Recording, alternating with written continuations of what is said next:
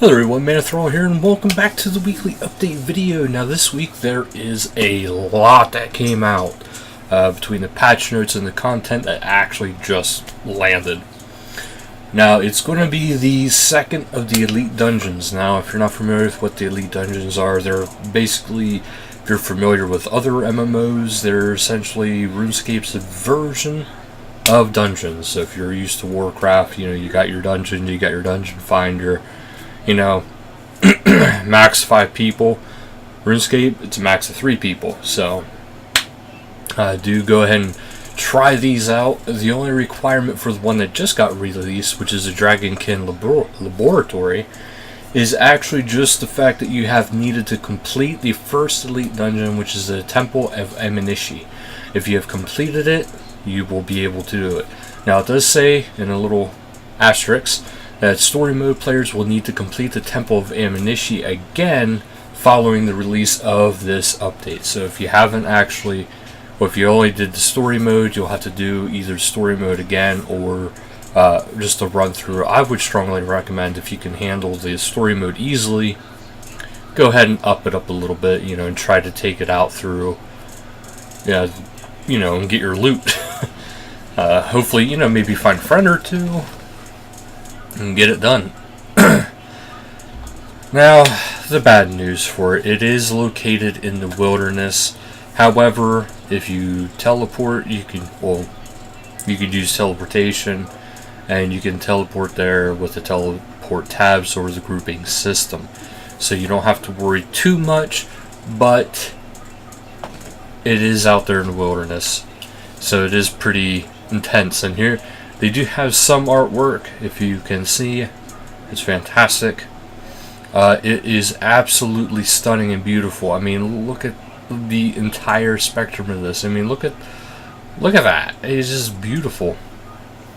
And the fact that this is in the wilderness makes sense. It finally gives something to the wilderness that's going to be really good.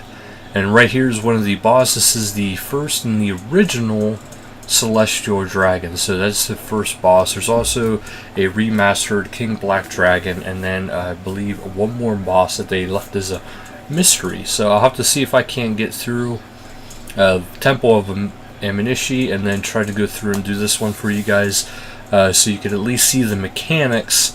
Whether I succeed or fail, that's neither here nor there. The main thing is getting you guys the mechanics so you guys can see what it's like, so you guys can prepare to see how you want to take on these bosses and these dungeons. The rewards are as follows. There's a tier 92 magic armor, which is now the elite tectonic armor will be available. So you'll be able to create this by combining the tectonic with the draconic energies and stones of binding. And you can get the draconic energies by killing the final boss. It only says the final boss, so keep that in mind, in the Elite Dungeon. There's also mutated abilities. So each boss in this dungeon will be able to drop a new permanent melee ability, mutator, if you will. And it says effects of all abilities are the same in PvP. So keep that in mind. So there is a Mutated Fury, and when used against a single target, damage is increased from 94% to 157%. Each hit of Mutated Fury lowers the cooldown of Berserk by 1.2 seconds for a total of 4.8 seconds if all hits are cast. These reductions can stack if used again. So that's pretty big. It says, note, the standard version of Flurry ability no longer cancels its channel when missing a target.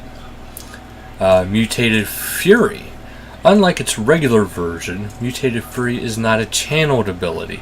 It is now an instant cast of one hit rather than 3 smaller hits. Mutated Fury will deal up to 157% weapon damage. Casting Mutated Fury will increase critical chance of your next ability by 10%. If Mutated Fury crits, your next ability is 100% chance to crit. That's phenomenal. And one more, which is the Mutated Barge. That happens to have the most. Okay, so Mutated Barge's damage is based on the time since you last attacked your barge target. There will not be any effect on the first attack since there is a time since you last attacked. For each server tick, which is 0.6 seconds, since you last attacked your target, Mutated Barge gets 10% weapon damage on its cap, up to a maximum of 100% weapon damage. If used immediately after a global cooldown, this will potentially make Mutated Barge a 155% weapon damage ability. If used after 10 cycles, this will potentially make Mutated Barge a 225% weapon damage ability, although its max is supposed to be 100% damage. If, when using Mutated Barge, it has at least 8 cycles since you last attacked your target, 4.8 seconds, your next channeled melee ability, Fury, Assault, Flurry, or Destroy, will act as a damage over time instead. This damage is still sourced from the player rather than placed as a DOT on the player, so other players won't overwrite each other's damage. Unlike standard DOTs, these converted DOTs check accuracy for each hit, run roll to hit damage, and are affected by boosted for each individual hit. These converted DOTs work slightly different from regular ones, so other players won't overwrite each other's. The channel 2 damage over time conversion buff expires if not used after 10 cycles. It can't be stalled for later. So essentially what that is saying is the longer you wait, yes, you will do more and more damage. And if you wait the 4.8 seconds, your next channeled ability will be a damage over time attack. And essentially what they are explaining in this section right here is that it will do damage over time.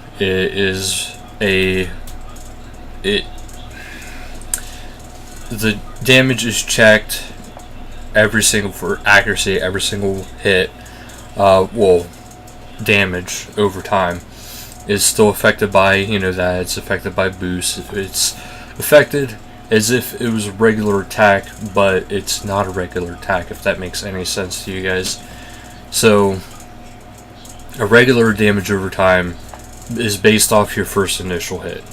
This one is essentially saying first initial hit, first initial hit, first initial hit. That's how it's being looked at. And also, this one works differently because this one will not, in other words, let's say you have 5 players using the same ability, each person's will be able to be affected. It will not change anything. So, all 5 players use this, that means it has a stack of 5 of those hitting it. So, in other words, you can't overwrite somebody else. So keep that in mind. It actually is a very good PvP ability. If that didn't make sense to you guys, please let me know and I will try to better explain what they're talking about here. Also, the Elite Dungeoneering outfit is now going to be available to players via the invention skill now. You have those discovered at your workbench, and then you collect fragments by clearing floors in Daemonheim or through the Elite Dungeons. There's a small gift that this dungeon has taken a longer ride than they had hoped, so they'd use additional time to polish the content and add more rewards, and as a little bonus, they are adding a small gift, which to claim the gift, you just have to speak to Brill Thoxdotir, if I'm saying that right, near the entrance of the second Elite Dungeon to grab your gift. So you do have to go to the entrance, which is in the wilderness. But each player will receive 3 times Dragonkin Laboratory Lucky Charms, 3 times Shifting Tombs Reward Enhancers, and 5 times Vital Spark Drop Enhancers.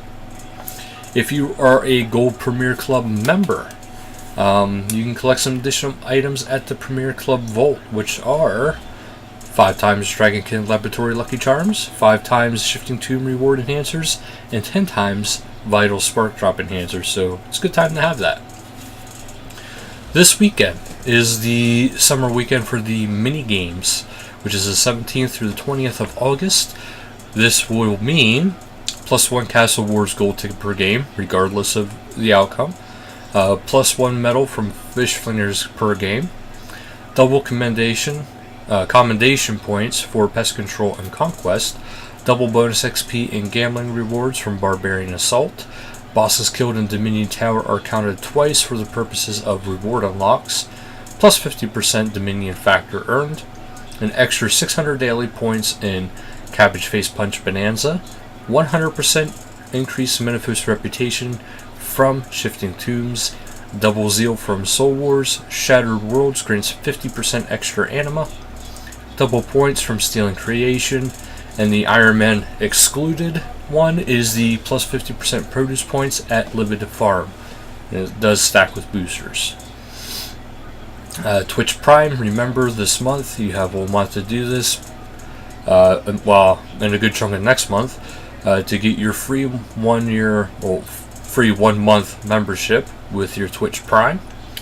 You also get the exclusive Umbral Flame Blade Override, the Umbral Armor, Umbral Creation Pet, 2 Umbral Chests, which is a guaranteed super rare prize, 15 Treasure Hunter keys, and 200 rune coins. Keep in mind, if you're an Iron Man, if you have an Iron Man account, do not use it on there unless you just want the cosmetics only, because you will not be able to claim the Treasure Hunter keys that way, or the Umbral chests. You won't be able to open them up if you do get them. Lootscape this month, remember, is the Elite Skilling Outfit piece, and if you're an Iron Man, you get the Deep Sea Fishing emote. Live streams this week is Sunday, August 19th at 1800 UTC, which is PVM with Mod Lee. Now we're going to head into the patch notes, assuming I can properly click. Skill Cape perks. Fix an issue with dungeoneering boss selection ignoring level requirements. Teleporting to the Galactor Cavern via the Master Quest Cape will now apply the Stone of Jazz boost. The Hooded Max Cape will now show activatable perks when worn. The Master Quest Cape will no longer be disabled from your keepsake after logging back in. It is no longer possible to detach a dungeoneering hood from its skill cape within a dungeon. Hooded dungeoneering capes will no longer be removed when leaving a dungeon.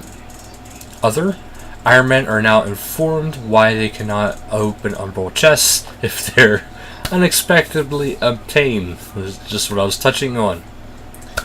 You can't get it. It's a special prize that is an advancement that is not earned. I mean, it's technically earned because you're spending the money, you're spending the Twitch Prime membership, but that's not what Iron Men are about. You will no longer be able to infinitely stall adrenaline by using a spell that you do not meet the requirements for. Fix a typo stating that new unlocks in the skill guide said above instead below. Players with certain construction levels will no longer disconnect when attempting to enter a player-owned house in a free-to-play world. Player and kitchen beer barrels no longer fill beer glasses on free-to-play worlds to prevent access to member-only objects. To prevent access to member-only objects, the player and kitchen shelves are in larder can no longer provide objects on free-to-play worlds. Sawmill operator once again sells construction supplies. Void Knight commendations can now be traded for XP again. The incorrect end date on the Halion Aura has been adjusted and is now available again for Gold Premier Club members. The Karuru Pet Quick Chat now displays as originally intended. Players can once again consistently hit the XP reward milestone in low-tiered Clan Citadel. And speaking of, they have mentioned here the Gold Premier Club membership a couple times. We'll be happy to report that this year there will be, again, at least 2 memberships being given away. 2 membership worth of bonds being given away. Again, whenever the Premier Club membership gets released this year, I'm assuming they're doing it this year. If they don't release the Premier Club membership, I'll still release, have a release of bonds, so that'll still be roughly right around December-ish, whenever they usually announce that. So that's when that'll be happening. Again, it's going to be at least 2 one-year memberships worth of bonds. Might be more, but I can guarantee at least 2. Would have been more, but I took a break from RuneScape for quite a while, as well as I took a break from YouTube for a while, as you guys have noticed. So that is why it's not even more, but we will be able to get you at least 2 of those. So do keep that in mind, and as it gets closer to time, I will again be doing, the announcement of, when I'm taking people to enter in. I might do it a little differently this year, because I know there's a lot of people who wanted it last year who didn't get to get it this year, that year. I'm gonna have to try to figure out how to do this, because I don't like giving to some people and not giving something at least to everybody. So I'm gonna have to try to figure something out. So basically, there might be runner-up prizes type deal. So, but that's it for this week's update. So thank you guys so much for watching. Until next time, later, guys.